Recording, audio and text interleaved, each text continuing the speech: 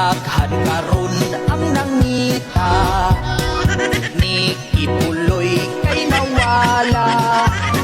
Dihang gi-implement ang warrant of arrest, ipadalhan og 2,000 ka pulis.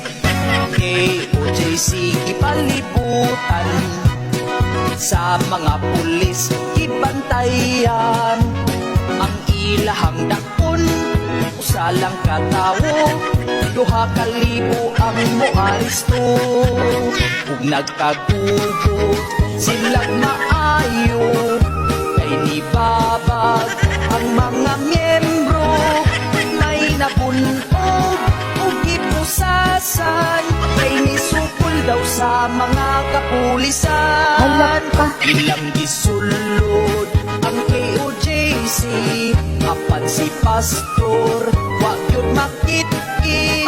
Mga pulis nagsigig pangukoy, kay na-detect daw ang heartbeat ni Kibuloy.